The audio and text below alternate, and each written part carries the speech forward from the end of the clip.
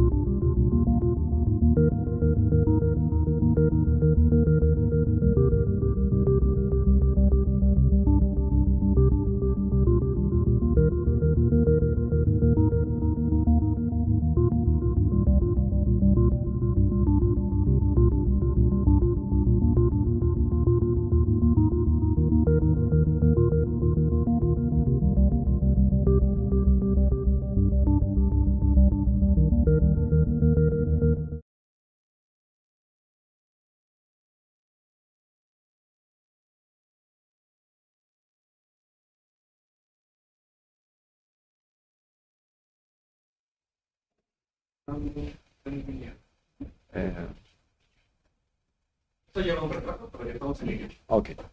So it is a pleasure to have here Professor Raymond Gibbs, who is going to give us a talk in our workshop on metaphor.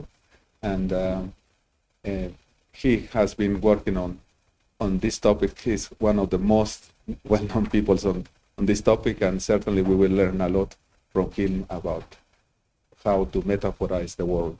That's good. I like that. I like that. So, please. Yes, thank you very much. Thank you. It's a great pleasure to be here and to talk to all of you about the metaphorical body. And I'm going to make the claim today that possibly metaphor may be everywhere. And that's a novel kind of claim, but I hope that you might be convinced of this when I'm done. So let's begin with some metaphors. And I'm going to show you a wonderful poem by the poet Sylvia Plath called Metaphors. And I want you to read it with me, and then I want you to tell me what you think it's about. I'm a riddle in 9 syllables, an elephant, a ponderous house, a melon strolling on 2 tendrils. Oh, red fruit, ivory, fine timbers. This loaf's big with its yeasty rising, money's new minted in this fat purse. I'm a means, a stage, a cow and calf. I've eaten a bag of green apples, boarded the train, there's no getting off. This is about being pregnant. I'm a riddle in 9 syllables. An elephant. I'm a means, a stage, a cow and calf. I've eaten a bag of green apples, boarded the train, there's no getting off. I love this poem because it has some really nice metaphors, but also because it shows how one of the things that people often do is they talk about their body and their bodily experiences using metaphor. And even though we think only special people who are great poets do it, I want to make the argument today that all of us do this, thinking about our bodies and our bodily experiences in metaphorical ways. And I think that has some very profound implications about how we think about what metaphor is all about, but also how we think about ourselves, our humanity. So let's begin. Let's go back and talk about a sort of a traditional view of what human minds are about. And for many, many centuries, we thought that minds are full of ideas or concepts. And these concepts are literal. They're well-formed, they're literal. Some of them may have come from the body, but they exist in our heads. They're represented in our minds in a disembodied manner. And we typically think of thinking as a computational process. And this is partly informed by the idea that the mind is thought to be a kind of computing device. So we think of the mind as a computer that works on these literal disembodied representations in our head. And under this view, this traditional view, metaphors are thought to be deviant. They're really sort of linguistic ornaments that are indirect uses of language, and they're useful particularly for pragmatic rhetorical purposes. They're excellent in poetry, for example, and they allow us to do certain things like to say things in a compactful manner, to express abstract ideas, to be polite, in some cases to avoid responsibility for what is said. And to some extent, Sylvia Plath's metaphors do that. They allow her to talk about this thing in a sort of vivid, compact manner, which is often otherwise difficult to talk about. And under this kind of traditional view, metaphor does not actually capture basic human thinking because it's an ornament. It's a part of language, but it's not necessarily a part of ordinary human thinking. And the reason they don't think that metaphor is relevant to cognition is because metaphors are vague. And we like to think that our minds are full of more precise, literally objective concepts. Now, it turns out that there's a lot of work that I have done and many others many years ago in psycholinguistics that showed that, well, it's first 2 things. If you really look closely, metaphors are everywhere, in a lot of places, much more than just in sort of little bits and pieces of poetry. And they're actually not difficult to understand. If you thought they were deviant, they should be more difficult to understand than, say, literal speech. But that's not the case. So when you understand a metaphor, you don't first analyze what it means literally, and then go, oh, this doesn't make sense in context, and then derive a metaphorical interpretation, because the context, the situation that you're in, enables you in many cases to understand what the metaphor means quite readily, quite quickly. So for example, these are studies that compare people comprehension of my job as a jail versus a paraphrase, my job is terrible. And there's various experiments looking at how long it takes you to understand them. And you can understand the metaphor as quickly as the paraphrase. Similarly, the idiom John blew his stack, meaning John got very angry, can be understood as fast and in many cases faster than the literal paraphrase. So a lot of different kinds of metaphorical language is not difficult to understand. So it's not necessarily deviant.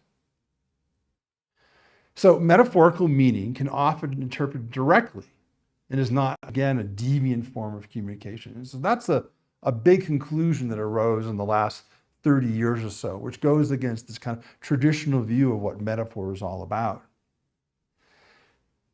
In the 1980s, there arose what we'll call a conceptual metaphor revolution. And the idea here is that metaphor is not just part of language, but it's an active part of how we think. And under this view, human language and human thought itself is metaphorical, fundamentally metaphorical. And also very importantly, in the last 20, 25 years or so, we've learned a great deal of the fact that a lot of the ways that we think are not disembodied, but they're very much tied and emerge from recurring patterns of bodily experience. So our thoughts, even abstract ones, are embodied. And moreover, our experiences of meaning are not just simply a matter of like detecting propositions, but rather it's imaginative. We simulate and try to imaginatively understand what people were saying. So it's a much more complex, full-bodied kind of thing that we're doing when we're thinking and using language. And this work all began with the study Metaphors We Live By the linguist George Lakoff and the philosopher Mark Johnson, and who in this really very notable book said that metaphor is not just type of language, but is a fundamental part of ordinary thought, especially in the way that we structure and experience abstract concepts. So that's important because we think abstraction is far away from metaphor, but metaphor is actually important for structuring abstract concepts. And so, for example, consider the idea of life as a journey. And this is an expression, but it reflects an underlying metaphor in thought, or a conceptual metaphor, which is a mapping of a source to a target domain. So we take our experiences of journeys and we map that over to better understand our experiences or what our knowledge is about life. And so here's a picture of that. So on the left here, we have the source domain of journeys, and we map some of that over to understand aspects about what it is to live a life. And this is some of the kind of evidence that we use, that we have discovered to discern the underlying possibility that there are these metaphors in thought. So consider these very conventional expressions. Greta has made good progress toward a PhD degree. John has reached several career goals. David ran into a rough patch trying to design the new building. Now, these don't seem particularly poetic or metaphorical, but in fact, they do reflect and convey metaphorical ideas, and they are all motivated by this underlying conceptual metaphor. So we think of life as a journey, and that's in our thoughts, and we can express these ideas in different ways, as is done by these different expressions. So what linguists have done is gone and look at these kinds of examples and try to infer the possibility of these different kinds of underlying conceptual metaphors. And so in general, conceptual metaphors, again, have embodied roots, and they are especially important in structuring our understanding of abstract concepts, again, living a life. And our source domains, like taking a journey, refer to these recurring patterns of bodily experiences. There's lots of ways in life that we take journeys, and that builds up this rich source domain. Over the years, I think we've discovered probably hundreds of thousands of conceptual metaphors which may underlie the way people think. And we have found these in virtually every language that has been studied. Every culture around the world thinks in terms of underlying conceptual metaphors.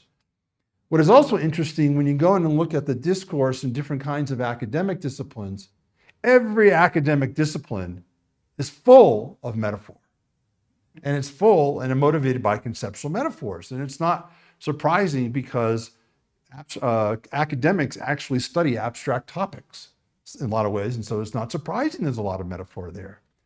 There was a study of how much metaphor there is in different kinds of genres. And it turns out that, for example, we think fiction would have a lot of metaphors. No, academic discourse is by far and away the highest in terms of metaphoricity. So even scientific language and theories are fundamentally metaphorical in many ways. So again, metaphor is grounded in bodily experience, but here's the interesting point here. The bodily experience itself is not thought to be metaphorical. So again, achieving life goals is metaphorical, but our experience of physical journeys is traditionally thought to be not metaphorical.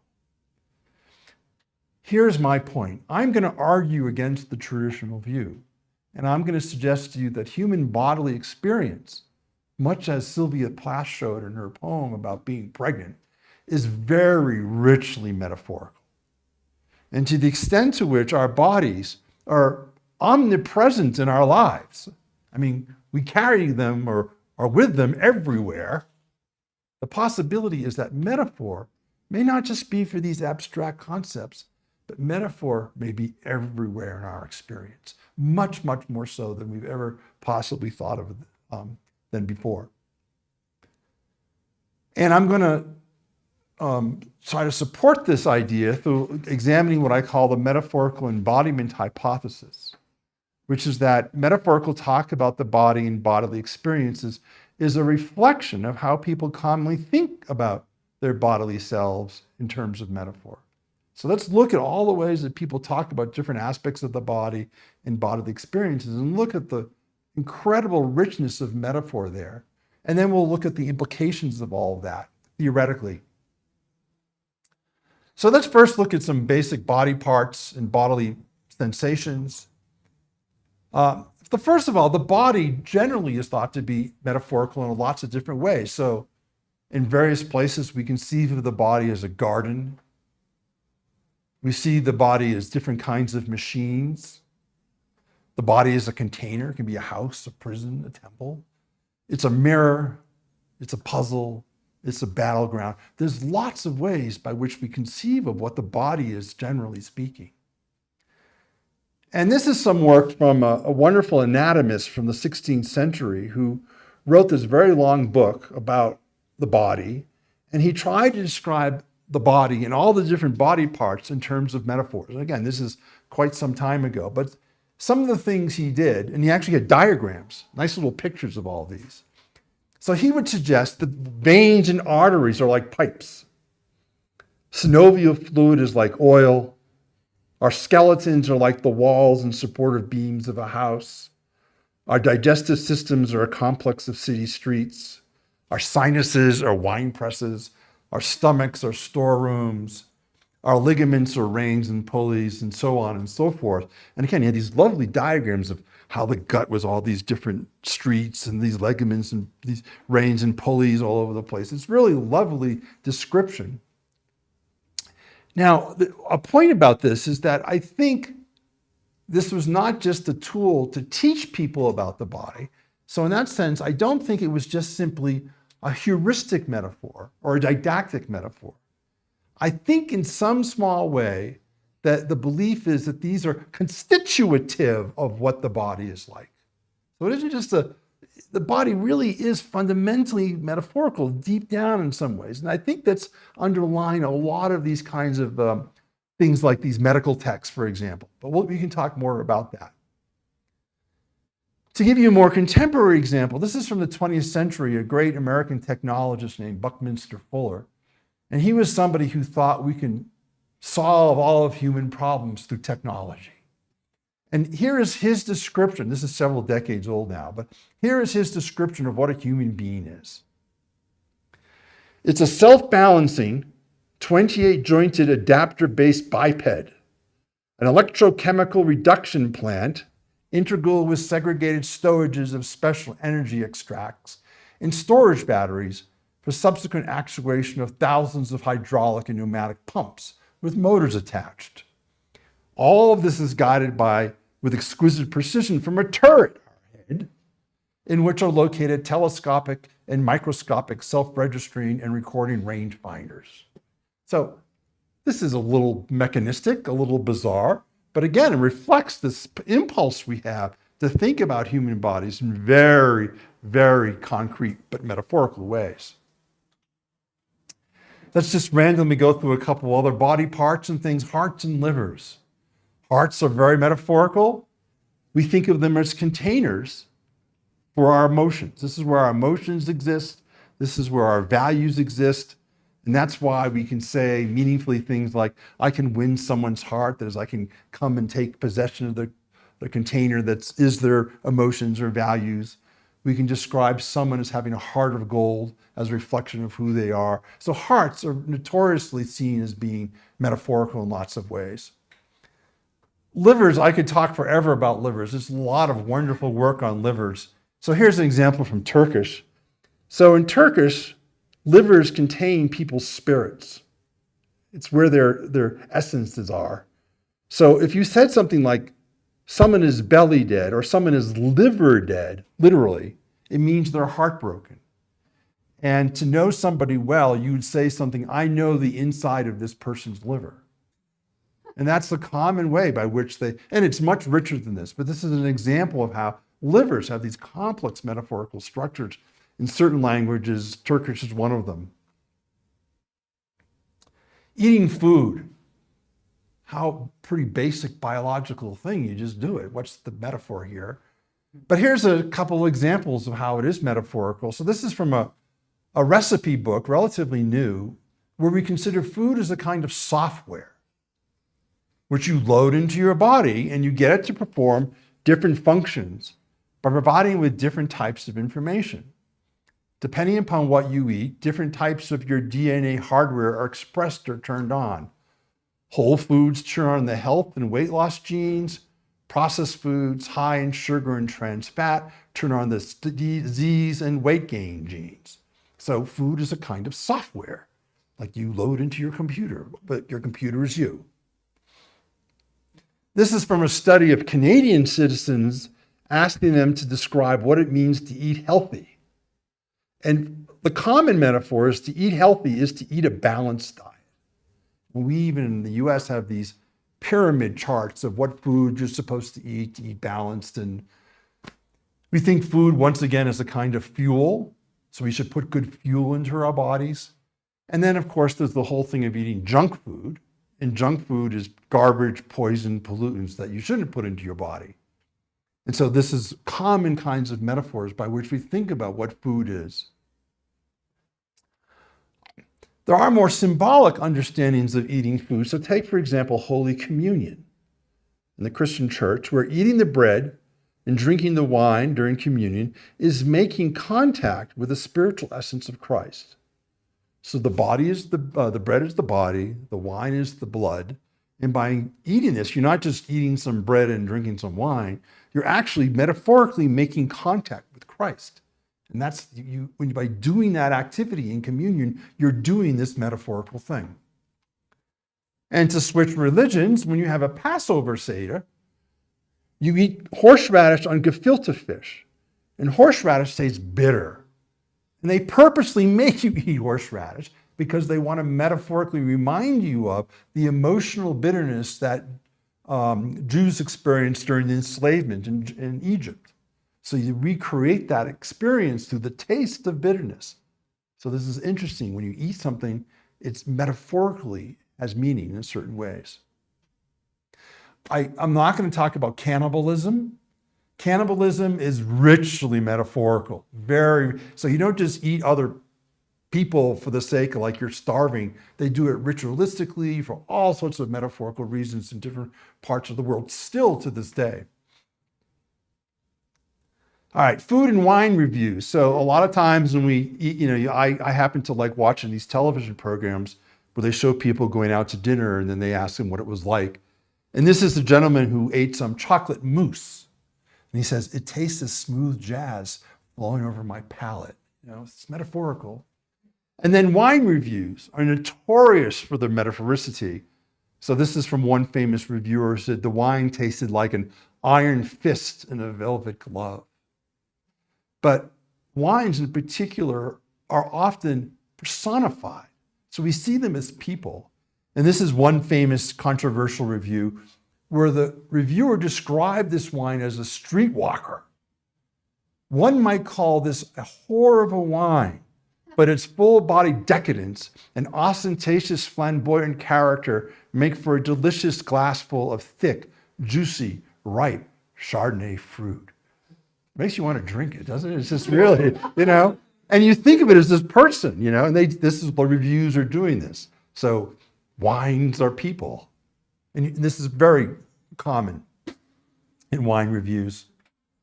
Hearing and listening, all of our sensory modalities are metaphorical in terms of how they work, how we think about them. And let me just give you a couple examples. For hearing, there's a bunch of different metaphors we use to describe hearing. So we think of it as a kind of digestion, as if you've eaten something. It's a kind of recording, like you take something and you record it into your mind. We think it is a full-scale adaptation of our bodies to some external stimuli. We think of it in certain cases when you hear something, you're transported to a different place and time imaginatively. We think of listening as a kind of improvisation, like I will kind of improvise and make something up of what this is about.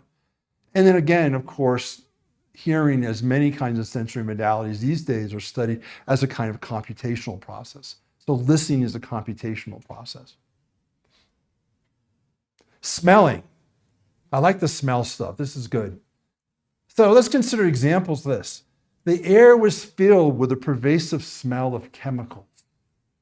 And the idea is that this is motivated by some underlying conceptual metaphors, including a smell is thought to be a substance. The location of a smell is within a particular container. And so this expression is motivated by the idea the existence of smell is for the substance to be in the container. And that's why we say these particular words as in the ways that we do, and why they're meaningful to us. And presumably listeners understand this by recruiting these underlying metaphors. A different example, then the pungent smell hit us, rotting fish and seaweed.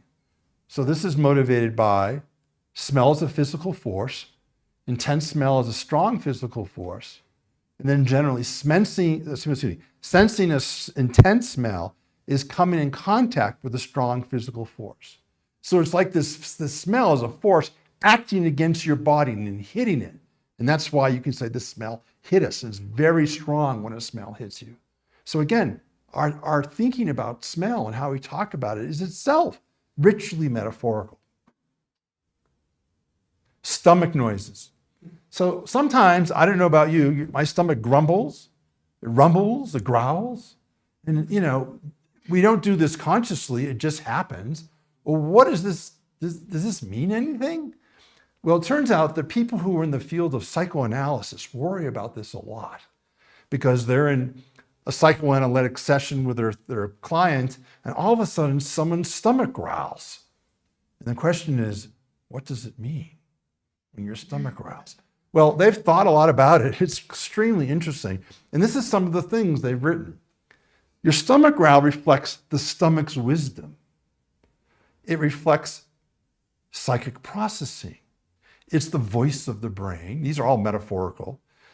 One patient described it when her stomach growls, it was reflecting her bullshit detector, which meant if her therapist said something that she thought was bullshit, her stomach would growl. On the other hand, a therapist was talking about his client who sometimes her stomach growled, and he said, that's her hunger for her mother, her desire for her mother in some big term. So stomach growls, richly metaphorical. All right, sex. If you don't mind, we're going to talk about some sex. And it turns out there's a lot of metaphor in sex. So, excuse me here. Let's begin with some penis metaphors. This is from the first pornographic novel written in the English language quite some time ago. It's commonly known as Fanny Hill. So let me show you some of the dozens and dozens of metaphors in this book about penises.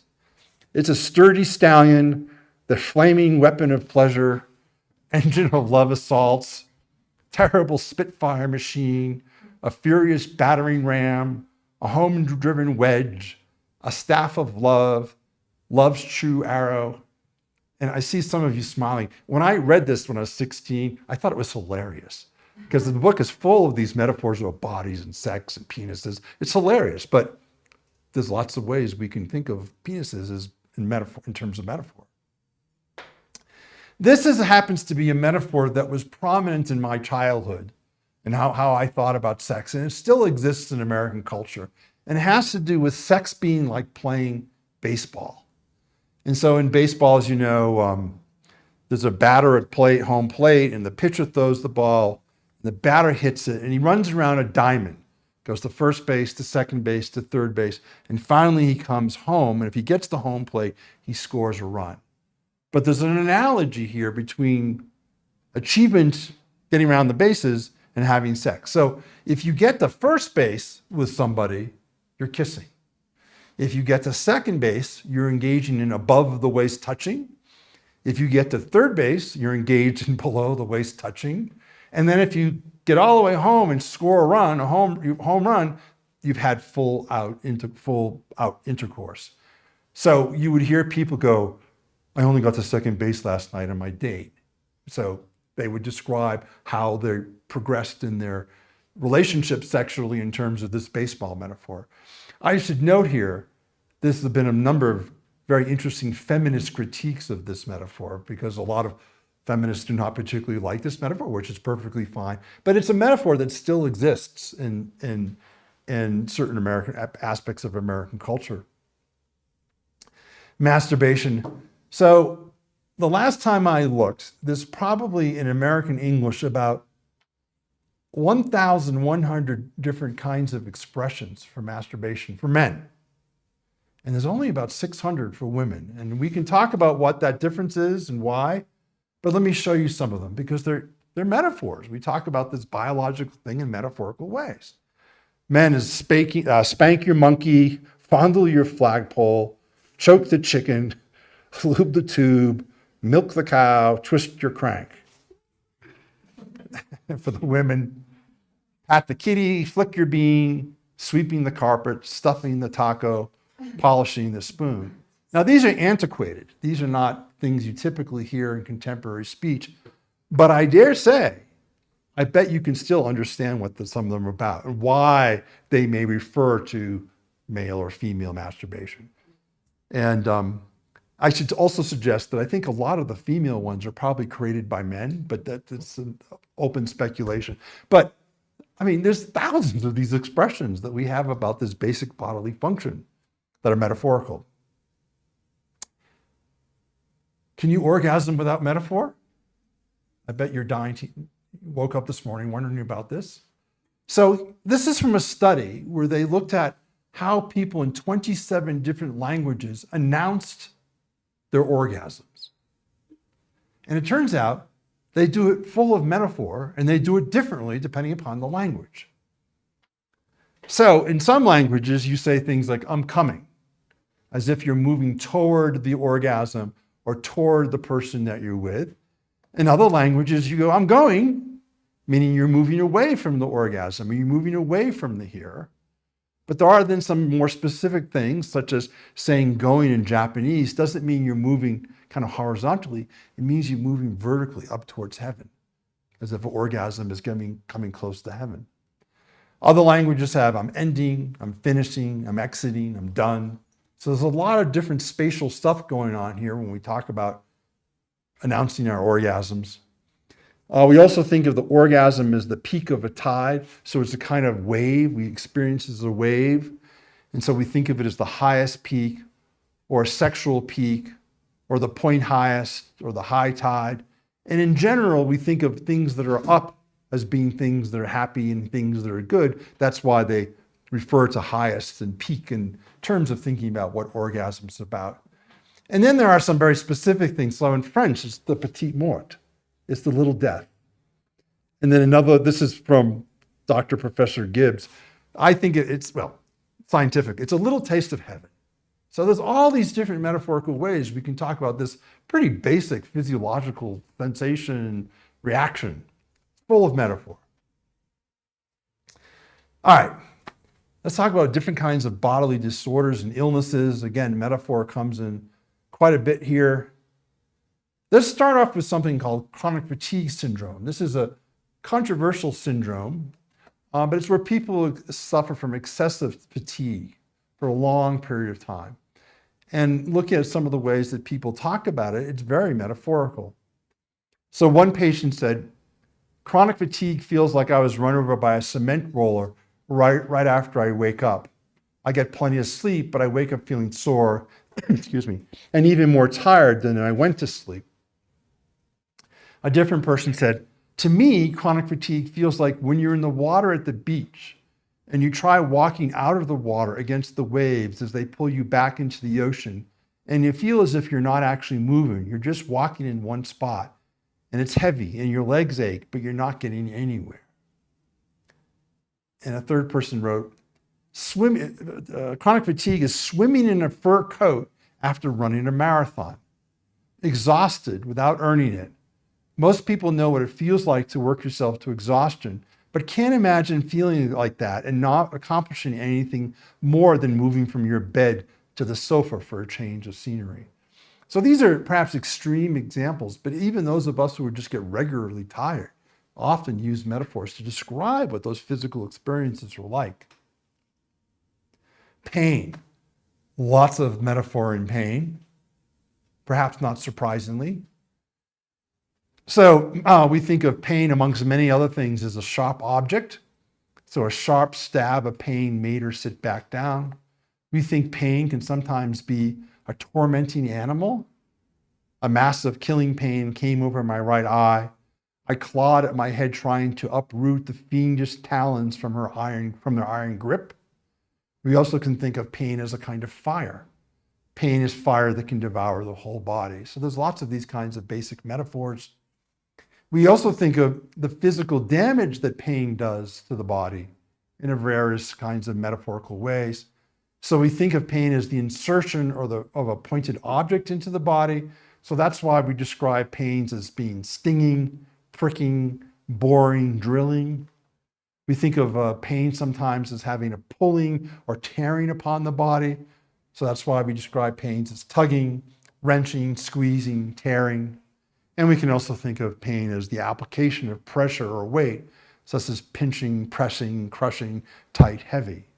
So all these different kinds of metaphors. And there are these standard questionnaires that there's standard pain questionnaires where they give to patients to assess their level of pain. And they use a lot of these terms.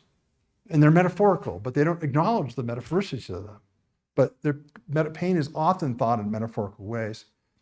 And let me just give you one specific example. This is a very interesting case of phantom limb pain. So this is cases of people who have lost the limb, sometimes through surgery. And even though the limb is gone, they still sense as if it is there. And most awfully, in some cases, it's very painful. Phantom limb pain is a very difficult kind of pain. And so this is one example of a woman describing her phantom limb pain after she lost part of her leg. She says it's a tingling, tickling kind of pain, but that doesn't really describe it. I've tried writing poetry about it to help me find the words to describe this pain. And the metaphor I keep coming back to is bees. These metaphorical bees buzz and move around inside my stump. And in the phantom limb beyond, they're always busy and they're sometimes angry. So her pain has this very specific metaphorical content to it. And that gives a real particularity as to what she's experiencing. And the metaphor describes that very, very nicely. So pains are often described in metaphorical ways. Nursing. Now, nursing isn't a bodily disorder, but I think it's the case that sometimes women struggle a little bit with nursing and getting used to it. So I want to give you an account of this one woman who described via metaphor the various ways that she struggled trying to nurse her daughter. And I think this is a wonderful example. She said, "There is no metaphor that captures the many phases I went through as a first-time nursing mom. The first 3 days were like puberty. I was massively sweaty and my shirts were way too tight. My breast felt suddenly powerful yet completely overwhelming. I cried all the time as if she was going through puberty. Days 4 through 6 were like assembling a bookshelf from IKEA. You know, IKEA place? I knew if I could just get the dang positioning right, it would all come together. I looked at diagram after diagram, which they give you diagrams to show you how to nurse, and it appeared so easy in the pictures, but each new attempt left me bruised, demoralized, and frustrated. And I have to say, I've never nursed before, but I've struggled so hard trying to put together furniture from IKEA, looking at those diagrams and I now know a little bit about what it's like to nurse because of this metaphor. Days 7 through 8 were like S&M. The pain was so bad I wanted to puke, but I went back for more every 2 hours. Days 19 through 50 of her nursing were like learning the guitar chords to your very favorite song. And look at the metaphors here. It was hard. There were blisters, but they weren't too bad. Certainly nothing that would stop me. Each day it got easier. Eventually the blisters were gone. My hands moved with ease. I just knew what to do. I could finally experience it like a song. I felt so proud. I felt like telling everyone, do you see this? Check me out. I'm going to do this everywhere. I'm going to do this right in your face. I'm a total rock star. So she's finally getting the hang of it, you know. And days 51 to 2 years were like one amazing conversation, like the kind of chat that leaves you knowing everything about someone, the kind that ends with you staring into someone's eyes and feeling like the entire world is being held somewhere in between your gaze. And then 2 years to 2 years 4 months were like the last 200 pages of a very good book. I slowed down. I paid very close attention. I did not want it to end. I was not sure what would happen after I finished. I sensed that I'd feel a little bit empty. And then finally, her daughter says to me, Mommy, your boobies aren't working anymore.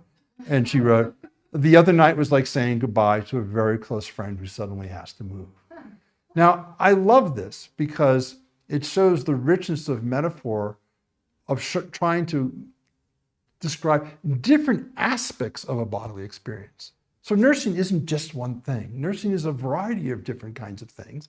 And not surprisingly, different kinds of metaphors may be useful for making sense of those different experiences. And it shows, I think, what is a very important thing about the metaphorical life, is we are very flexible in the ways that we can think metaphorically.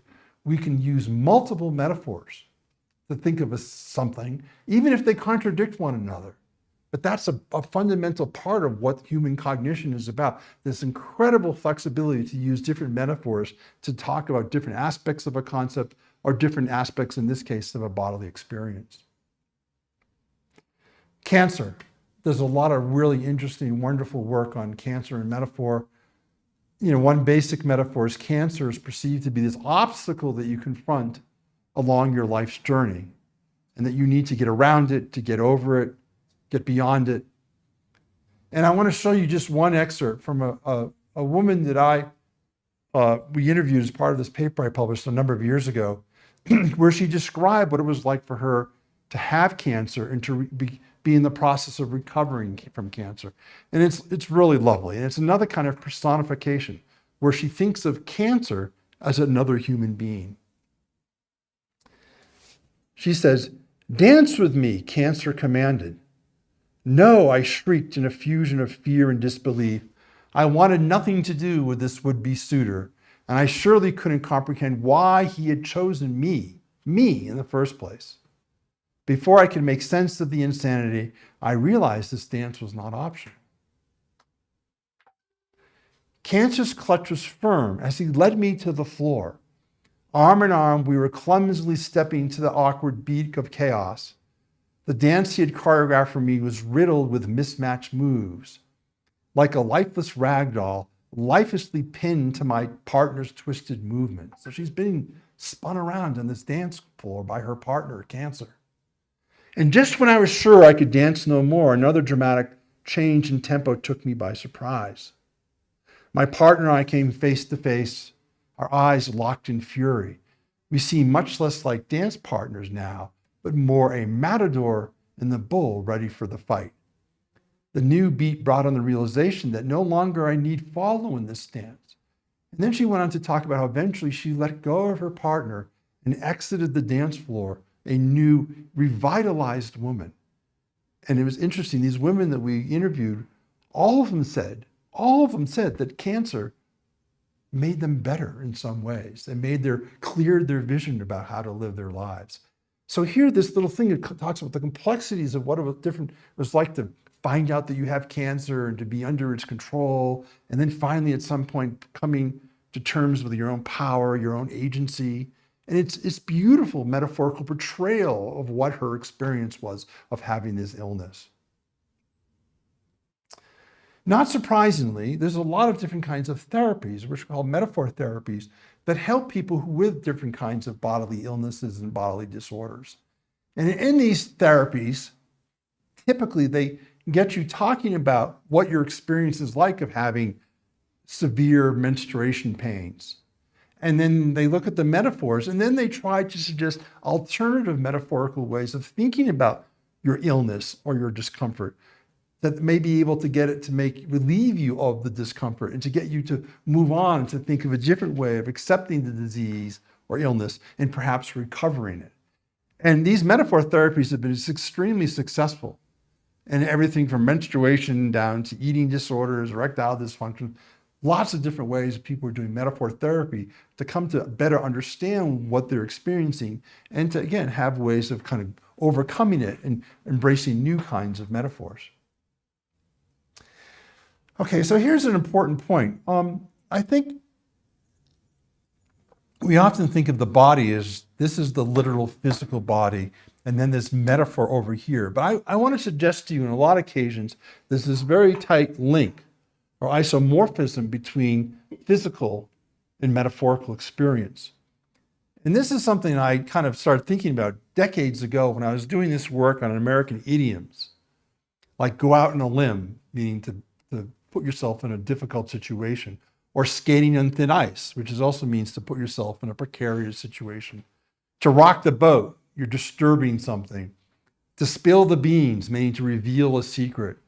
And to get away with murder, meaning you've done something and you're going to avoid responsibility for this thing that you've done. But it turns out, when you look at these things literally, the metaphoricity comes through immediately. So when you are literally crawling up a tree and you're going out on a limb and you're in danger because you're in this difficult situation, well, you're metaphorically in danger. The metaphoricity comes as part of the literalness.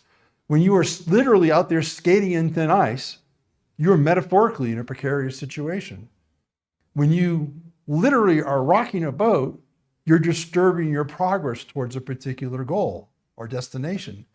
When you literally spill the beans on the floor, you're revealing the beans, just as like when you reveal a secret. And then if you murder somebody and get away with it, you're actually metaphorically getting away with murder. You're avoiding responsibility for the thing that you have done. So when you do these literal actions, there's a tight, immediate evocation of the metaphorical thought, the metaphorical meaning.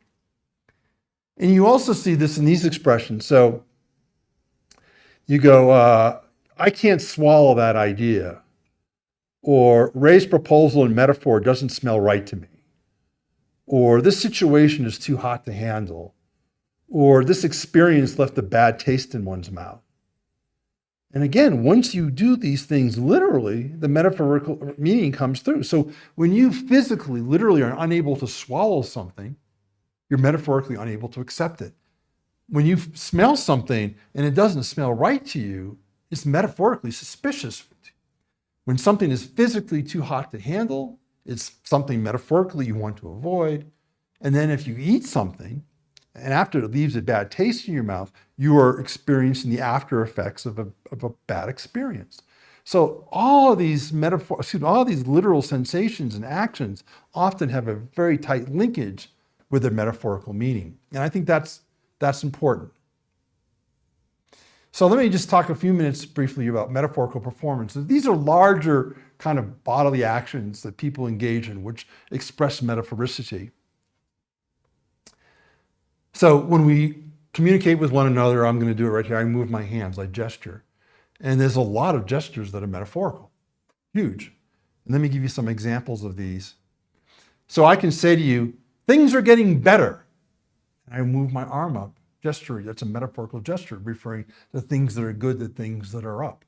If I say, I can buy this car cheaply, and I move my hand down, it's referring to the metaphorical idea that something that is less is down, cheap is down. And this is a good one. I must be honest about this. And the studies that show people do this, they're moving their arm or hand in a straight line, because to be honest is to be straight, and to be dishonest is to be crooked. So these gestures are very metaphorical in many cases, and they reflect the whole body doing some kind of metaphorical performance. There are occasions when I have given talks on metaphor or talked to somebody about my ideas of metaphor, and this is how they responded. They responded as if they're disgusted, as if my words are rotting meat that I'm sticking under their nose and forcing them to smell it.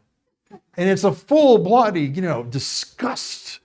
There's no meat. It's just my delicate little words, but just absolute pure disgust. Oh, no, that's a metaphorical performance. We have a lot of facial displays that have that metaphoricity to them. This is another example from some work that I've done recently on sports celebrations. I happen to like sports, and I watch it a lot. And what I'm interested in is a lot of times athletes will do something spectacular in a sport. And as soon as they do it, then they celebrate their achievement. And what I've looked at is to see to what extent those celebrations are metaphorical. So this is one from American football. So you may not know American football very well, but so this guy just caught a pass from his team's quarterback in the end zone to score a touchdown, 6 points. So he scored a touchdown, that's great.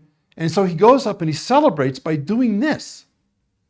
And the question is, what is he doing here? What is he doing? And people, I don't know, but actually what he's kind of doing, he's saying, my scoring a touchdown in football is like my forcefully dunking the ball in basketball, right? Because what's one of the best things you can do in basketball? Slam dunk the ball. What's one of the best things you can do in football? Score a touchdown. So he's making this metaphorical comparison, and he wants everybody to know, hey, what I just did is really good. In fact, it's so good, it's like this other kind of event. I'll give you one more example. This is from Neymar, the Brazilian football star. He ran down the field, he kicked the ball into the net to score a goal, and he immediately ran to the corner, and he picked up the flagpole there, and he got on one knee, and he aimed it towards the other team. What's he doing here?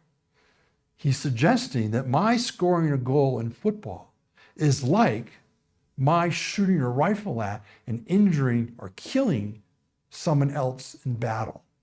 So you guys who I just scored the goal against, I'm killing you in this war, because sports is war.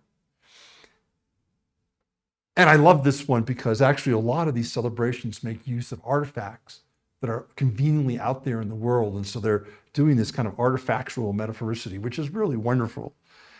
And I've done the study of dozens of these to show the metaphoricity in them, and I won't go into details, other than to suggest that people, even who are those who are not sports enthusiasts, can watch these things and they can tell you, oh yeah, he's making some comparison between this event and another event. And they're trying to kind of show their the superiority against the other team through these kinds of metaphorical celebrations. They're full-bodied things. They're doing metaphor.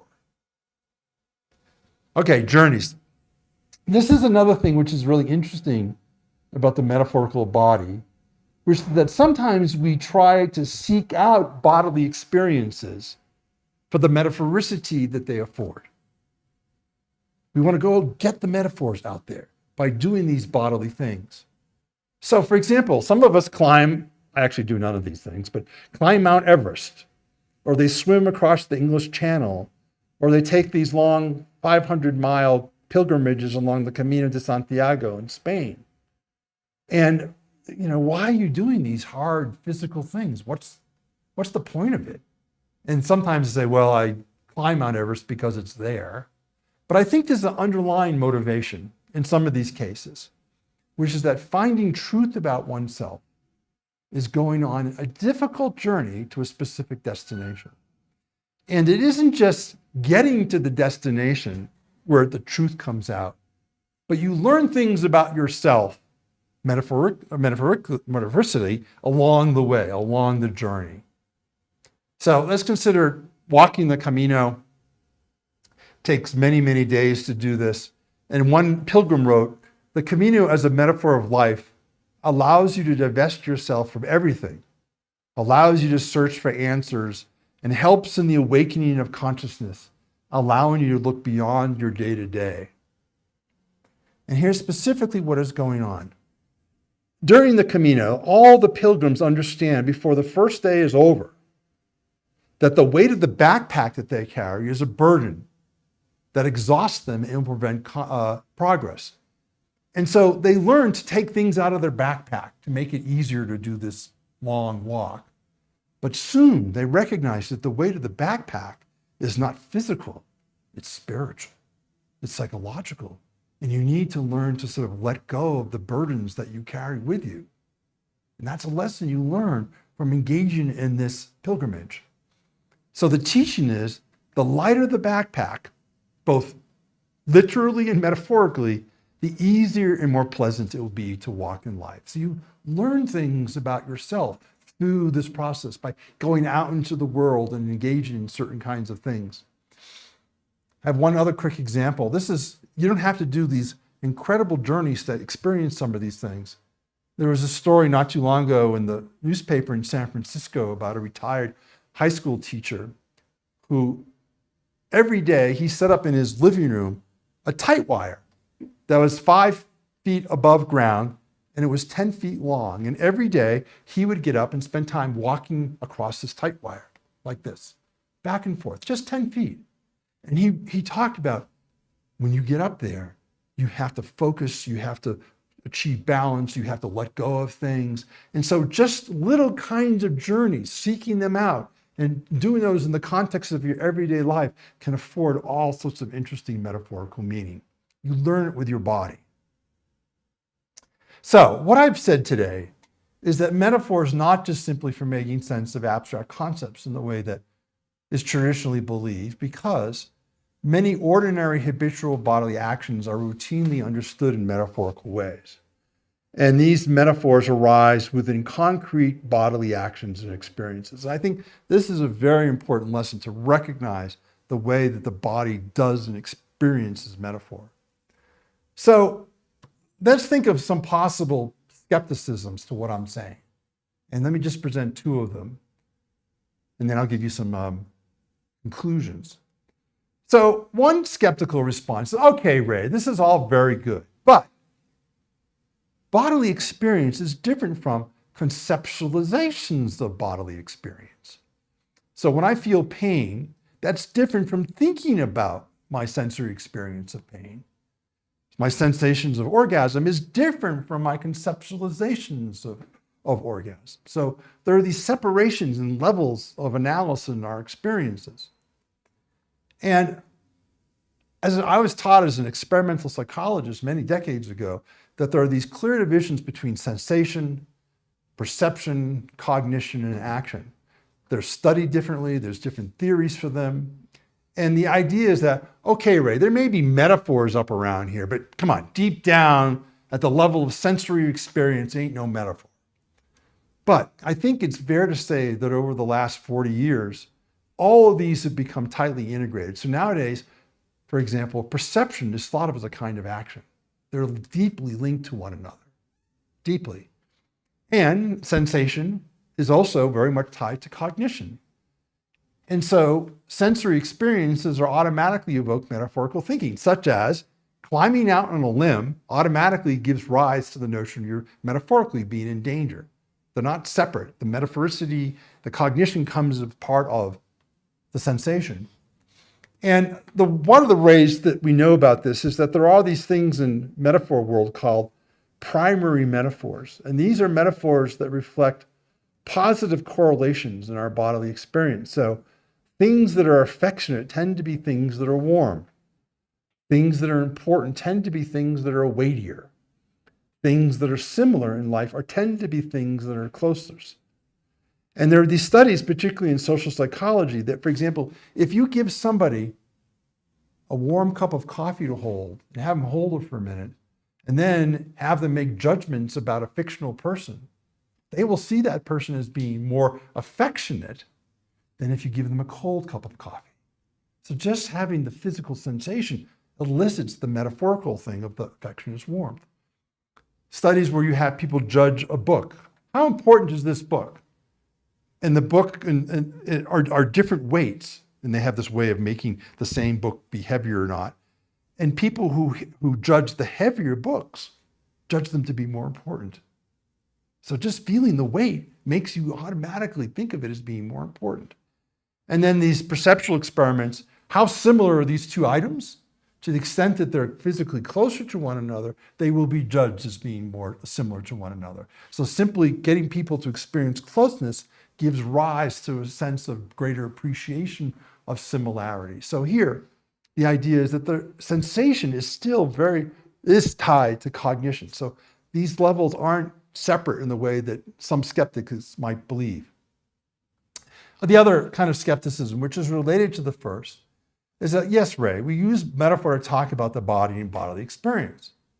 And we have all these euphemisms for sex and masturbation and so forth. But again, the body and bodily experiences are not truly understood in terms of metaphor. It's just talk.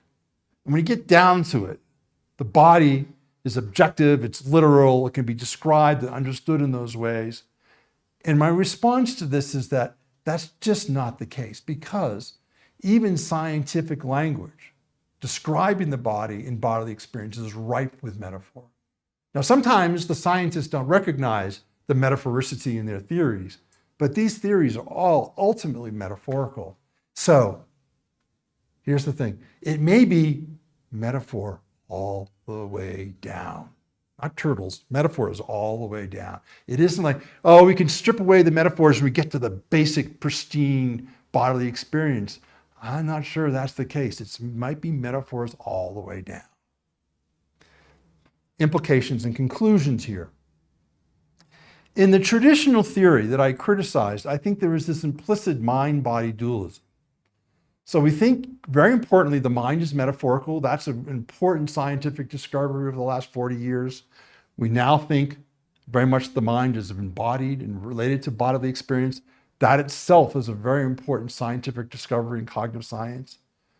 But metaphor theorists still believe the body itself is not understood in metaphorical terms. But I want to argue that's wrong. I think bodily source domains, bodily parts, bodily sensations are ultimately understood in metaphorical ways. So if the body itself is understood via metaphor, and if the body is omnipresent in our lives, and this is the possibility, that metaphor may be everywhere. It isn't just in the domain of abstract concepts. It isn't just in the domain of some aspects of poetry or art. It's everywhere in our experience. And this is kind of the hypothesis that I'm throwing out there for people to consider. But here's an important point that I want to make sure that I mention. Metaphor may be everywhere, but that doesn't necessarily imply that metaphor is always there. So when does metaphor come into being? And here are my thoughts on this quite briefly. Metaphors are like emotions. They automatically arise during junctures in our ordinary experiences as part of our ongoing cognitive appraisal processes. So I'm going through life, I'm trying to achieve a particular goal, I'm following some plan, and all of a sudden something interrupts that. And that interruption might be something that makes me angry. It may make me fearful. It may make me disgusted. It may make me contempt.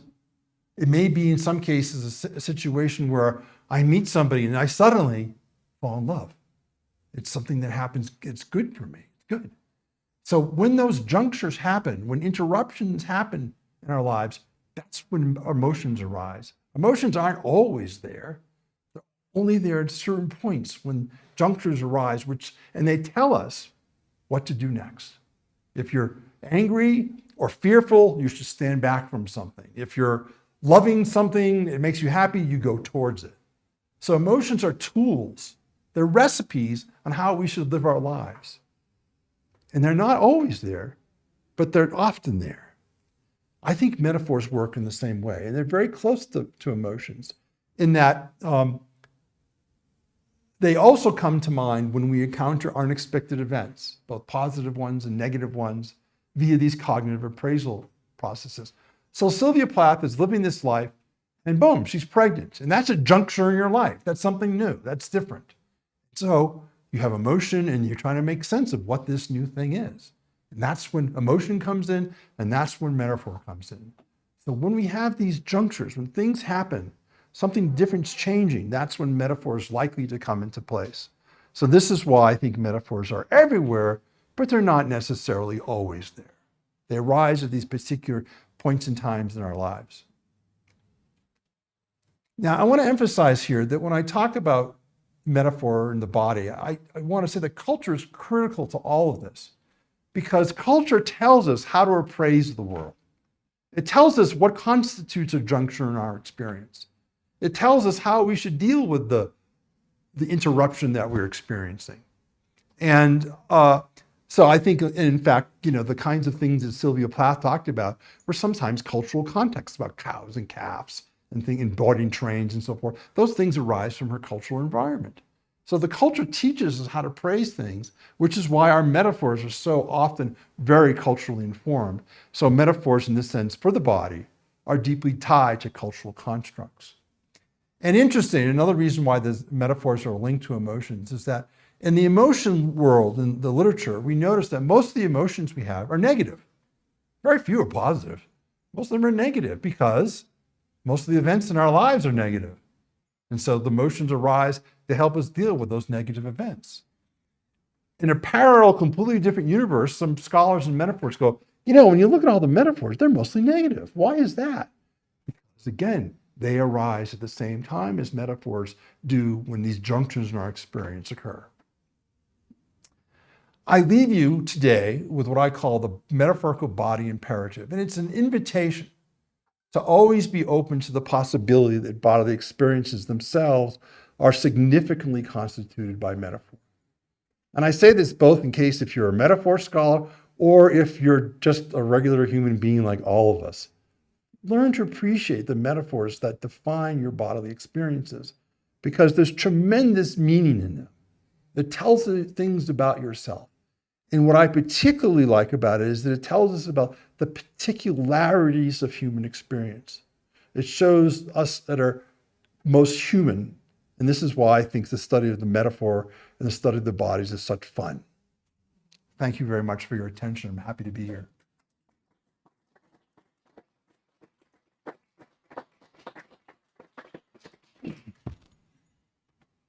Thank you very much. And now if someone has a question, comment. And also for the people on the YouTube, they have some question or we don't have? Creo que no tenemos. Pues, Natalia. Okay. Ah, no. Pero, ¿qué pasó?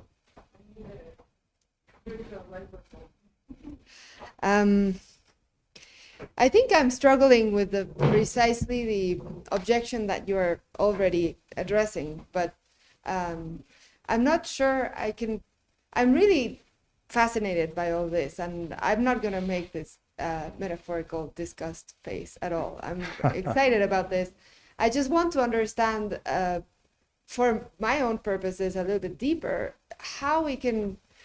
I was really fascinated, was in the middle or bit towards the end that you were describing these, after going through all these different ways that people express via metaphor bodily experiences, then you were flipping the interpretation from the usual interpretation to saying, okay, if you are like not being able to swallow, then you are having the metaphorical experience Yes. of. So if you could tell us a little bit more about how, so is it that we're simultaneously having the experience that we would describe literally as just not being able to swallow, and you're simultaneously having this experience that you can describe metaphorically and literally? Or are we just going to say you are like experiencing something particular and general at the same time? It seems to me that there's a connection to generalization Sure. Sure. here. But it is, yes, there is a connection to generalization. But again, if you think about being unable to swallow something in that moment, and it isn't just like, oh, I can't get this thing down my throat into my stomach. It's like I'm unable, you still have a sense of, in that moment, of being unable to accept it. And your body is perhaps rejecting it.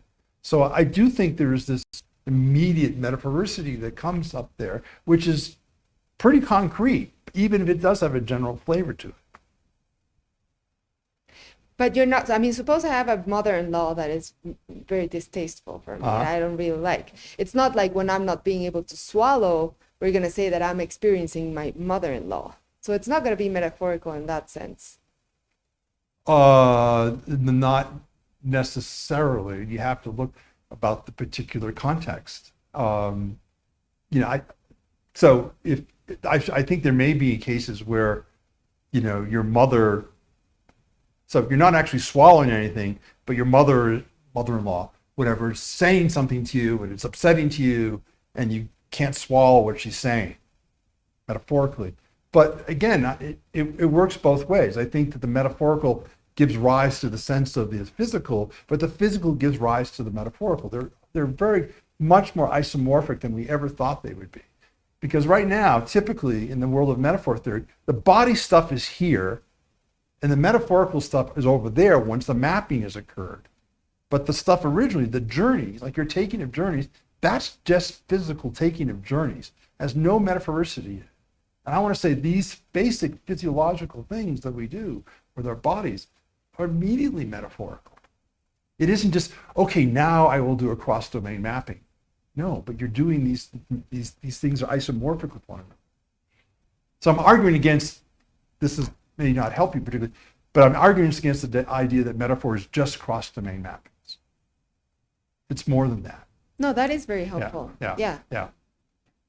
I could carry on forever, but does anyone have a question? I have one question. Sure. Sorry, but in which way do you think that a metaphorical construction is not a conceptualization of those kind of things? For example, emotions. When you get sad, you feel your energy low. Yes. In many ways. Yes. And this is a conceptualization. Yes. And my question is, in what way you are thinking conceptualization in terms of, because if there is an isomorphism, you can see these kind of things. It's directly related. So let me give you an example. You can tell me if this helps. There are these studies that show that when you get people into different postures, you make them sit in certain chairs that make them go like this. And it turns out, you do that for a few minutes, they get depressed. They just you can have them do a little questionnaire about how they're feeling, they feel depressed. You get them sitting up straight, they feel happy. So putting their bodies in certain positions automatically evoke certain kinds of emotions that are tied to that, because happiness is up, sadness and depression is down. So those are metaphors. So those can be automatically evoked by just putting the body in particular positions. There are also these wonderful studies looking at how you have people say certain passages, and if you move your mouth a certain way, like ooh, ooh, ooh, ooh, you'll feel more certain kinds of emotions than if you go like you'll feel happy. So just moving your mouth in regular ways will put you metaphorically in a certain emotional state. And I think those are metaphorical relationships to a certain degree. And so again, these things come together much more closely than I think traditional metaphor theory would ever suggest.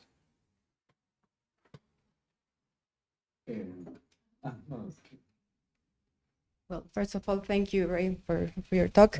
I think I had two questions. The first one is related with this metaphor about the spill the beans.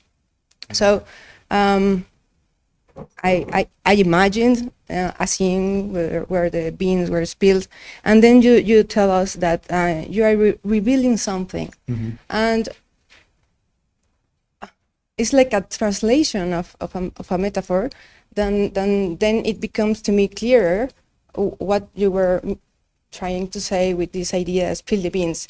And is it in terms of familiarity? I think we are not very familiar with that kind of metaphor. So it's not totally like transparent, Right. the meaning, Right. because as you tell to us, the relevance of the sociocultural context, Yes. it is used. Yes. So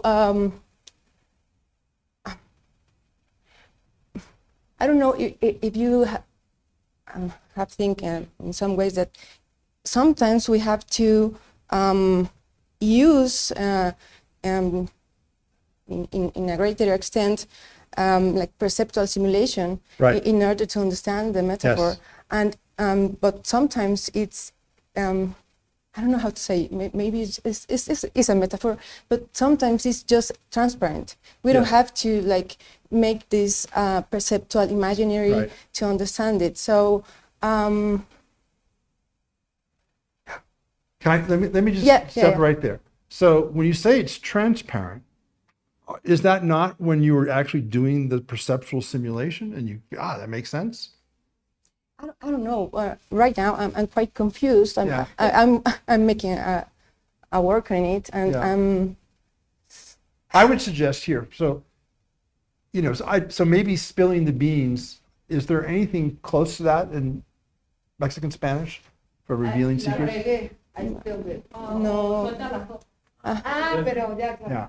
Yeah. So there might be things that are relevant, and put it this way, it's partially motivated. So we typically have it's opaque, it's arbitrary, and things are fully motivated. But things can be partially motivated. So you may have a sense that why spilling the beans in American English might reveal the secret. Yeah. You may have sense of that. It's partially motivated. Yeah. And if I explain it a little bit, or if you run the simulation, you may have some understanding of that. So I want to suggest that the reason why some things are transparent is because you can run a successful perceptual simulation and it makes sense. Okay, so just like trying to go Sure. further in that idea, do you think that there's a difference when we are talking the way I'm doing right now? Uh-huh. I'm talking to you, and I know that my the use of language is metaphorically. We talk metaphorically. Mhm. So the things I'm working right now is maybe it could be a difference. I don't know how I'm picking the right words, but I just picking them. I can't access to that process of picking words. Even in English is Yeah. more difficult to me than Yes. in Spanish. But in thinking and in discourse, it's like building my own thought in this discourse. Yes. The way I'm talking, I'm building my thinking. Yes. But I don't know, what do you think that this process of thinking and discourse is different from when I'm listening to you, when you were giving the talk, and also is different when we are reading. Having you here, you also gesture and help us to understand the meanings, because words have meanings, but in context they mean something else. So do you think, just to try to end my answer here, do you think that there is we're doing or something different in express when we are trying to express an experience, a bodily experience, but we are trying to, we are listening to, or we are reading this like lived experience, or I don't know. My hypothesis right now, maybe it can change in 5 minutes, is that in discourse is different. It's different. It's like I'm just using my body to try to express something, but it's not so perceptual in my experience, and it will be very useful to hear you all. But when I'm listening to someone else, it's more perceptual, because I'm trying to understand. It's more difficult to understand a third person than myself, and also reading it's like even more perceptual. I don't know. So I guess you're touching on some issues which are very deep for me, in the sense that there's a lot of people who make a distinction between things that we do consciously versus things that we do automatically. So it seems that a lot of the language, like if your first language, you just spit it out. You just spit the words out. There's no thinking there. You just spit them out. Where other occasions you might have to think very consciously about what you're doing, or particularly if you're speaking in a language that you're less familiar with. I want to suggest to you that that difference is not really there. That is to say, what is automatic is often still full of perceptual simulations and rich kind of embodiment, even though we don't have any awareness of it. The fact that we can do it fast doesn't mean that stuff isn't there. And my analogy is learning how to drive a car. When you first learn how to drive a car, you have to think about everything you're doing. Right? You have to all work. And then you get practice, and you can just, you can talk to people, you can solve equations in your head while you're driving home. You don't even know you're driving. You just drive. It's automatic. But even though it's automatic, you're still doing lots of complex cognitive and motor stuff. It's just so fast that you're not aware of it. So I think that a lot of the things that we think of, these distinctions, like, oh, here I'm just doing it automatically, so there's nothing interesting there, versus here's a case where I'm thinking quite consciously, so that means there's a lot of stuff interesting. I don't know if there's it's more a matter of time and speed rather than process per se. Yeah. And, just a little clarification. I think that in speaking, listening, or reading, it's automatic. Like it's a sub-personal process. Yes. And not conscious. I'm trying to. Well, it can be conscious. Can be. Particularly can be. When things go wrong. Exactly. When a juncture arises. And then emotions arise, metaphor comes in. Things go wrong. So I'm sorry. Things go wrong, and maybe this consciousness is because we are detecting that something we are not grasping the meaning. Yes. So that's when things go wrong, when we are not grasping it. Yes. So, but thank you. So we may be still trying. Here's the other thing: the fact that we haven't grasped it doesn't mean that we're not trying to grasp it. Exactly. Right. So that's another thing. We can try to do that process. It may not work always, but I'm interested in this kind of thing about deliberation and consciousness, because there's a lot of work that people do say, oh, when you use a metaphor, you're very conscious and deliberate about that. And that's what makes those metaphors special. And the idioms and things are not interesting at all. Those just come up automatically. And I think that's completely wrong. In fact, some of this work has implications for what we think about of intentionality. It gives a different sense of intentionality than you see in a lot of different kinds of disciplines who are studying metaphor. Because people love to study metaphor in part because it's people at their best. They're most agent. This is me. I'm showing myself. It's my full self. And they think that's really thoughtful and conscious and powerful. And in fact, you can still be a beautiful person without necessarily having to do things consciously. Yeah, totally. Thank you. Yeah, thank you. Yeah, actually, what I wanted to ask is actually related with just this very last thing. I am very much interested in this relation between what can I say, like unconscious metaphor use and something that I think should be called or part of some sort of collective intentionality. And what you say now suggests something like that. How would you see this relation? Because it's not as this notion of collective intentionality could be unconscious. Right. How you? So this is a big issue, big question, and so some people say that linguists, for example, are interested in collectives, where psychologists, particularly cognitive psychologists, are interested in individual minds, and those are different kinds of things entirely.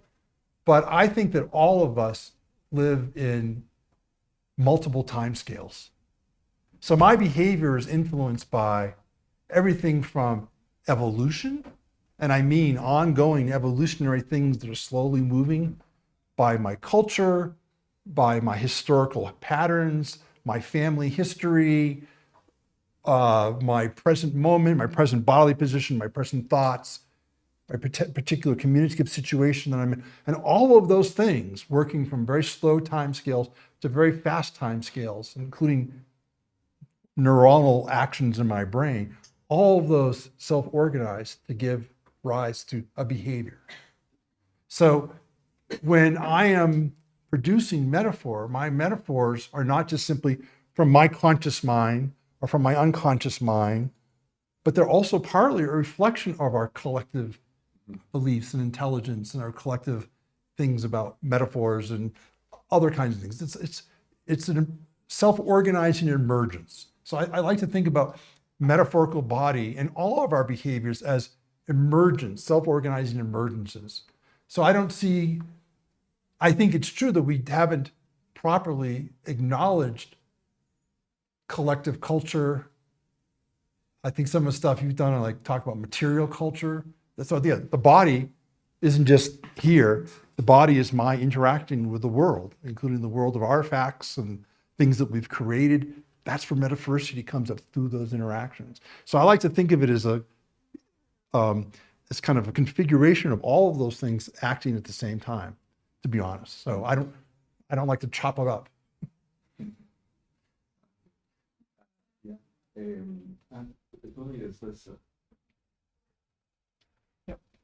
Well, thank you for your talk. I really like it because I think I really like metaphors in presentation because there are a lot of pictorial things. And well, probably a little bit related to the last question.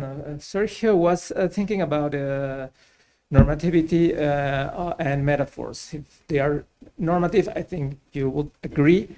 And if so, what would be the criteria to establish that sort of normativity? Let me elaborate a little bit my thoughts about it. I'm thinking, of course, for instance, on Wittgenstein idea of the use of a term or a concept in a context that get a right way to do it and to accomplish a practice, and of course that refers to the establishment of collective intentionality, very likely. But your examples precisely that. Beginning with poetry, for instance, and referring to these pictorial things that can make us, for instance, us as men trying to understand the feeling of women. And all that has like a very creative content. So my thing is like when we refer, for instance, normally to this thinking on Wittgenstein, we're thinking about this already established normativity, but what happens with metaphors in this sense that we are creating, like making sense of ourselves as individuals, for instance, in metaphors and our own body, or societies, new metaphors in the scientific frameworks, like the mind as a computer. That was a way to make sense of us. So, well, what do you think? Well, actually, tomorrow I'm going to be speaking about how we resist metaphors, and I'll be giving some brief ideas about the way that philosophers have resisted metaphors, and how, in some cases, you can think of paradigm shifts in science as changes in metaphors, and it's really changes in what's thought to be normative and how that happens and how that works. So I think I will say a little bit about that tomorrow. But I think that one of the things about normativity I want to mention actually in terms of the stuff, for example, in idioms. So you think of an idiom and it just has a certain kind of meaning. But if you believe that you are understanding that every time through some kind of simulation process, you're always making it new for yourself. It's always new for yourself in that context.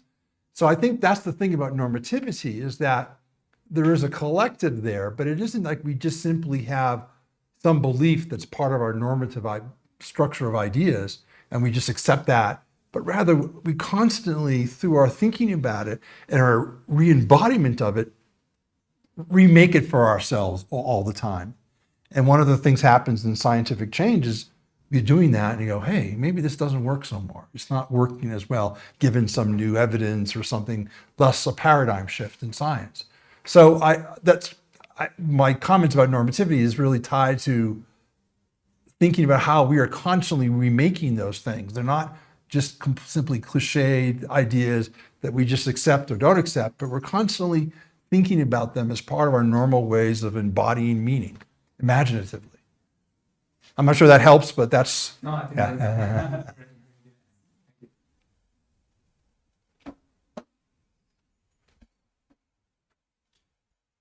Thank Thank you, you. Dr. Gibbs. From this view, metaphors are like motions. Where is the line between metaphorical and non-metaphorical processes? What is the difference between metaphorical? Yes. Yeah.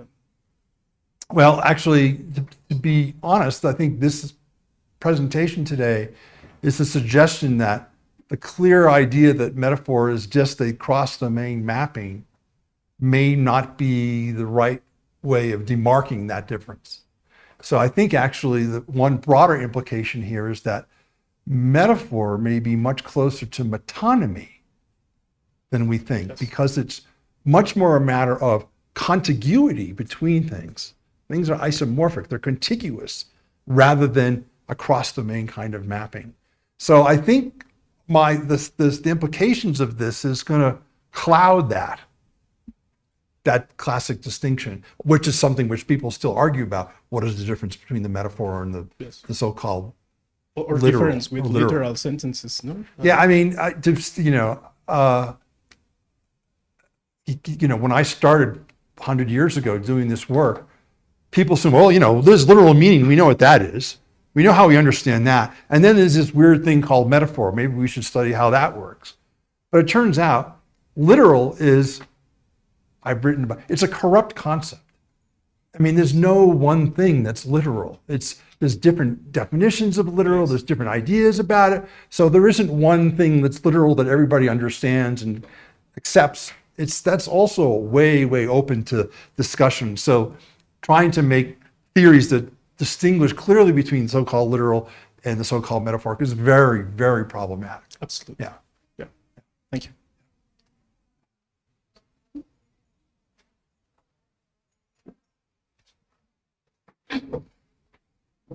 Well, thanks very much for your talk. I think it has very like concrete usefulness, this knowledge, and I was thinking, well, my directly my question will be, is there a metaphor without language? Without language? Yeah. I Yes. I mean, there's plenty of, I mean, the idea is that metaphoricity is an underlying bedrock of cognition to a certain degree, and we'll see certain kinds of metaphors within language, but we'll see other kinds of things, for example, in gestural systems. And systems like, for example, sign languages have slightly different ways of manifesting metaphors that you never see in spoken languages. So, and similarly between music, art, dance, those all manifest metaphor in different ways. So it isn't as if language is the one place in which metaphor is manifested and the others are similar. It depends. The domain matters. Yeah, well, I was, And the language matters. yeah, I was thinking more specifically in non-rational animals, for example, or maybe in a more human term. I was thinking in the monks, in the Buddhist monks, where they get in this state of meditation, no? Yes. And they try to.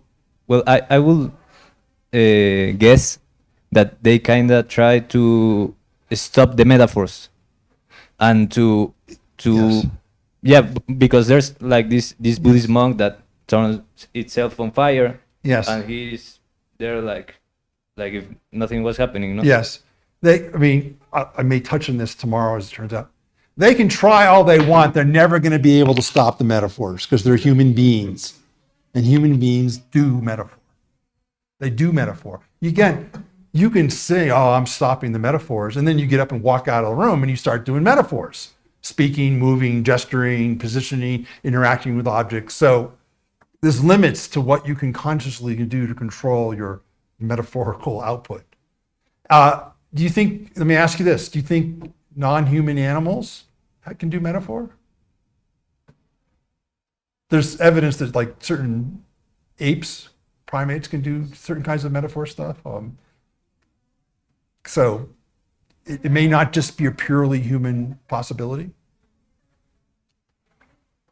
Okay, thanks. Yeah, yeah. It's something to think about. Yeah.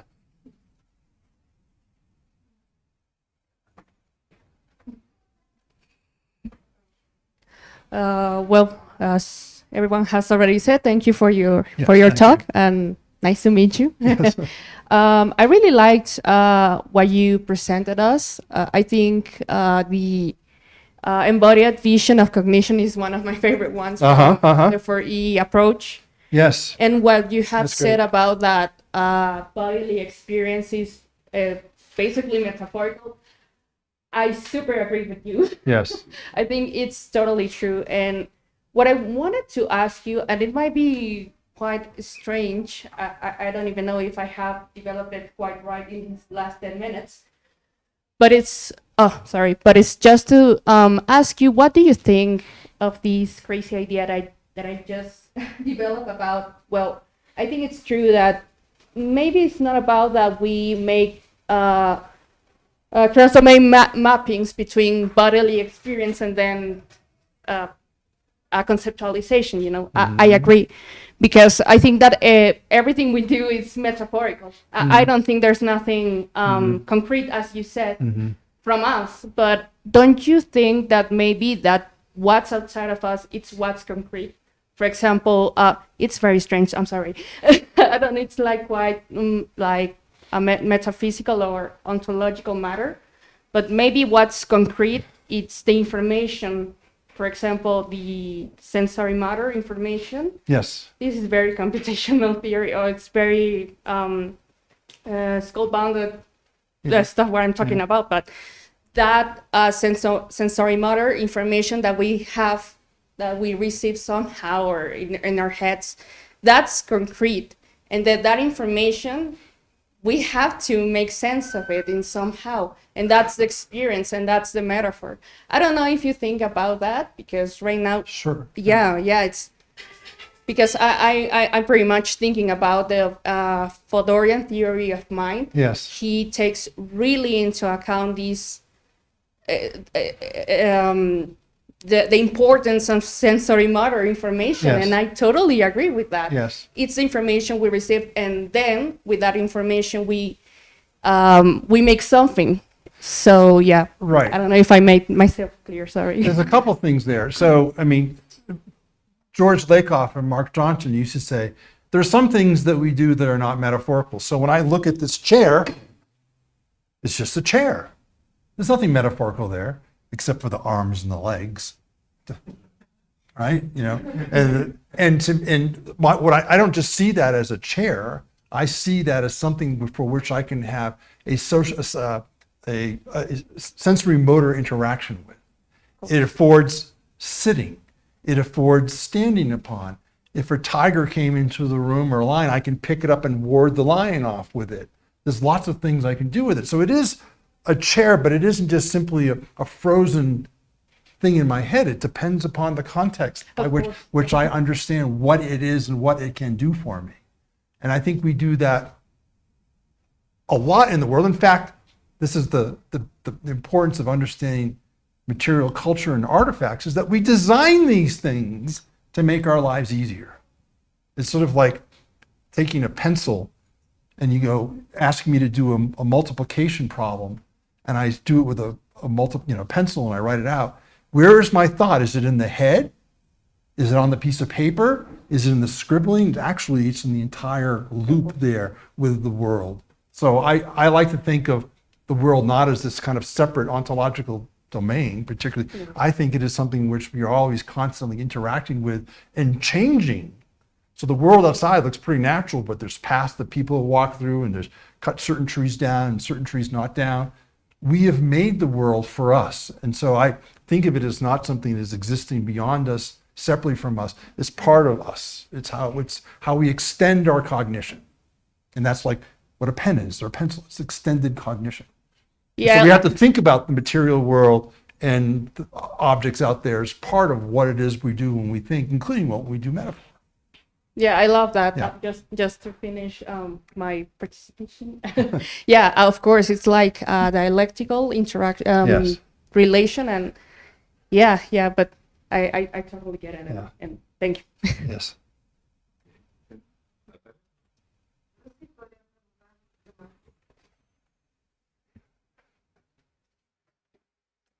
Thank you. So back to the beginning. Yes. I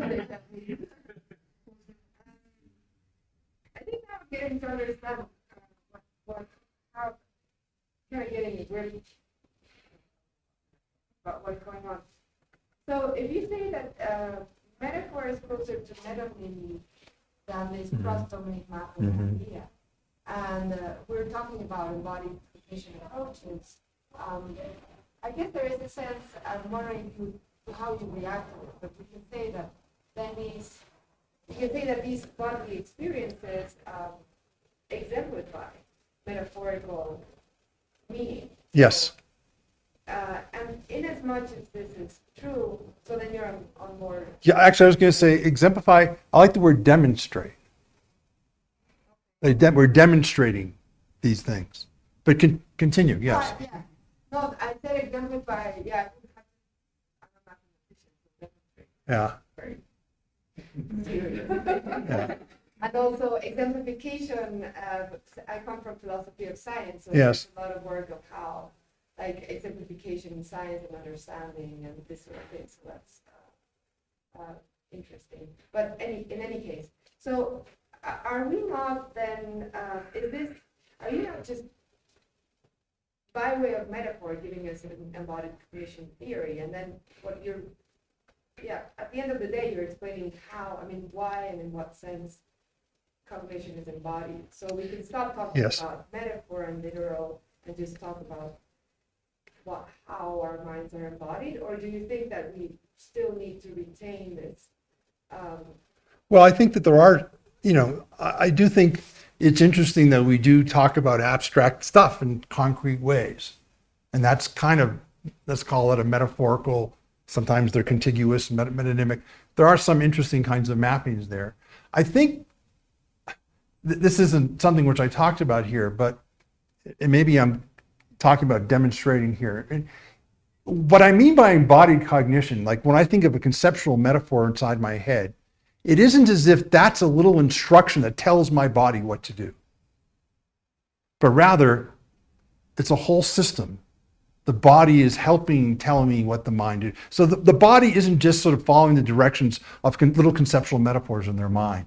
The body enacts the conceptual metaphor. It demonstrates the conceptual metaphor in certain gestural ways, for example.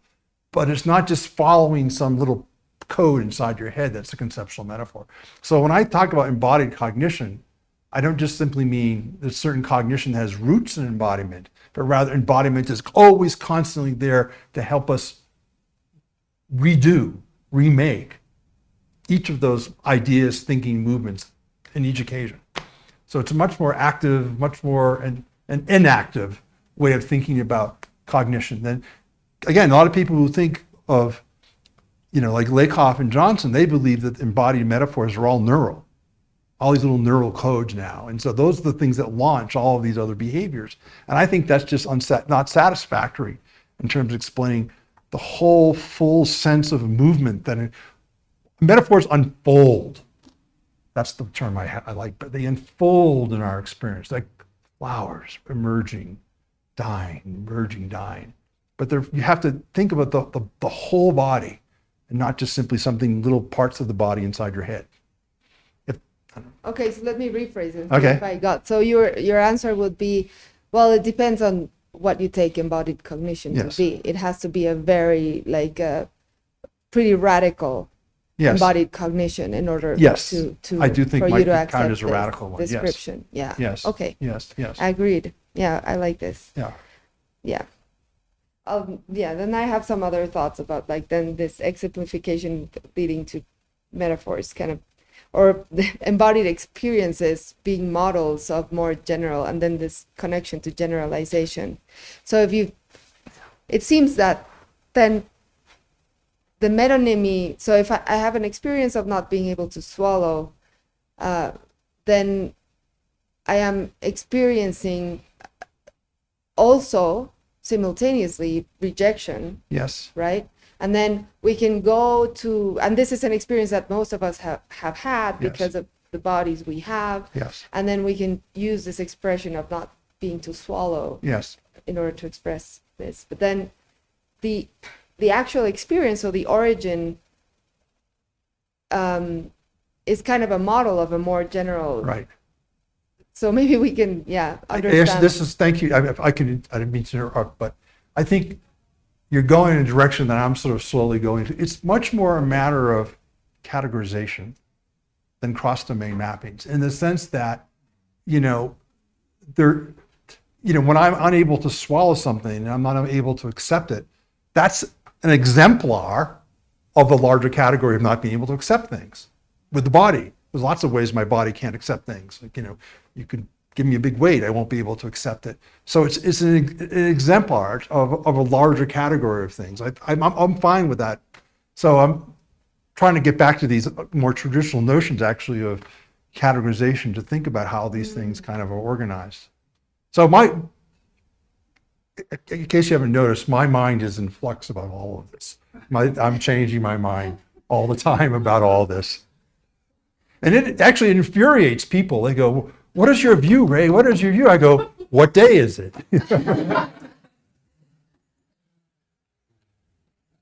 Okay, thank you. I just wanted to, in a certain way, to follow some of what you said. One thing is that, at least as I am now thinking of embodiment, I think that embodiment is not just in relation to a body, but in relation to a culture, or in relation to let's say, not to focus so much of individuals, Right. of us as individuals, Yes. and then You would agree with that? Totally. I mean, there's been wonderful work in psychology looking at how human bodies can entrain one another, and something emerges that's not necessarily in one body, not necessarily in the other body, but it's really its own emergence from those. And those kinds of emergences are what culture is, ultimately. And so, yes, and so in a way, if you want to try to understand what humanity is, you have to look at those things. You can't just, I've done experiments where I put people in little booths and push buttons and turn the lights off. I've done that individual stuff. And I think that contributes to all of it. But ultimately, it's all collaborative coordination with others. And that's where meaning and metaphor comes out. Yeah, I am particularly interested in this notion of entrainment precisely to come to this idea.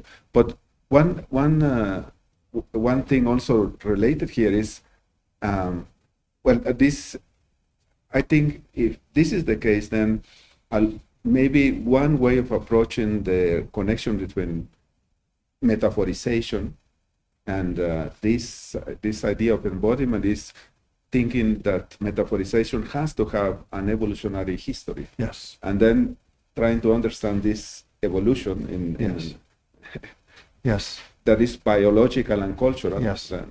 Would Yes. lead. Yes, there is some evolution in the way that individual metaphors work, but in terms of what that process must be like. Yes. And I like the way you verb it. It isn't just metaphors or little collections of things that we own, but rather metaphors. This is what I'm saying. Metaphors is an action. It's what we do. So I like your metaphorization. That's like the verbing of it. Yes.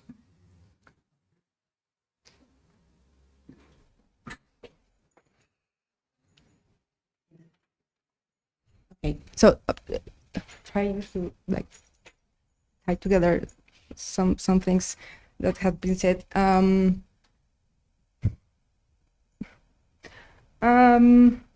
In metaphor, we are using words in a context, and that's the cue. That's the cue of I think creating meaning, or infinite possibilities of meaning. The context, the way the words are placed, and how we place those words. But when I know it's kind of difficult to just to think, but a word that is just said without any context. For example, dog, and also taking like the ideas you were telling, the concept dog. I don't know. We can think about dog metaphorically, but to think about a dog metaphorically, maybe we need some place to start with, a shared common knowledge about dogs, and maybe that's the knowledge that is in some terms invariant, so we can understand each other. We share this knowledge, but in the use of the words in a context, we create new meanings, but we can create new meanings because we have this shared common knowledge that I'm not telling that this is fixed, Right. that never changed. Right. But we have the shared idea about a dog. Right. So I don't know. Maybe it's difficult. Yeah. Maybe this idea about like dog without any context is shared within a culture. Like the most relevant features we share it when we are talking about a dog, or just hearing or reading about that word. And this simulation process is necessary to create new meanings. But I don't know, maybe to be honest, this is what I'm saying is kind of very contradictory to myself, because I'm very like tied to the simulation process. But I'm trying to think like in the reverse way. So to say that always we need this simulation process always, it's also like very I don't know. I'm like really transmitting what I want to say. Do you think that always we need? Well, let me this? suggest to you the following. When Yeah, you say thank about you. thinking about what a dog is without context, I don't think we can do that. Every instantiation of something inherently has some context attached to that, which is something interesting about cognitive psychology stuff on categorization work, where they ask people to like, list name all the vegetables you know. So we open up our head and we have a little vegetable node here and we look at the examples there. No, people think of vegetables like imagine themselves going down in a supermarket or a grocery store and picking the vegetables up. It's very contextualized. It's very simulation that you create in the moment, which is one reason why you get diverse results. So if you ask people to come in one day, name all the vegetables, and another day, name all the vegetables, they'll give slightly different answers on different days, because they'll come up with different contexts or imagine some other situation. So it might be, just as a heuristic view, imagine that it's all simulation. Imagine it's all simulation and go from there, rather than kind of think that we have these kind of, these assumptions that we all agree upon, there's some invariant, because I'm not sure there are these invariants for what dogs are or for any concept.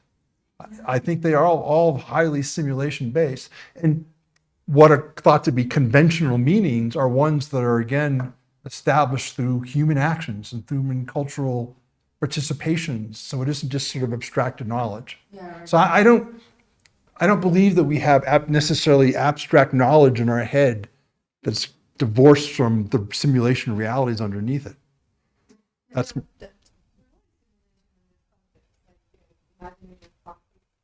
yes. Yeah, for example. Sorry, just to finalize this idea, and thank you, Ray. I totally agree. My perspective is actually like very Barcelona. Yes, Precisely. Yeah, So yes. grounded cognition. So I totally agree. So reading Merleau-Ponty's ideas about language was like a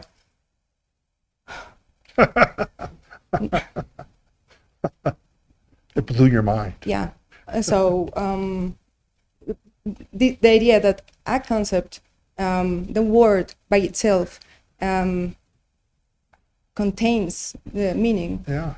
And that we don't necessarily have to simulate it. That's just wrong. living it. That's the conduit metaphor. Yeah. Yeah. So yeah.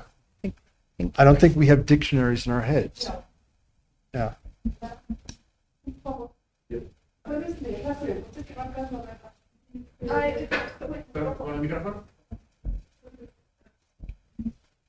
¿Es esto? Vale is asking, can we feel a heart metaphor in all the body? Can we feel our heart? So can you feel the broken heart with your whole body? Yes. Do you don't I feel that all the time? Do you feel that? Yes. Yes, absolutely. Absolutely. So when in fact there's studies that show that people who are heartbroken do have physical sensations that are objectively verified as if their heart is hurt. Yes, absolutely. So these metaphors are not just out there floating in free space. They're grounded in experience. Yeah. Yeah, that was it. Yeah.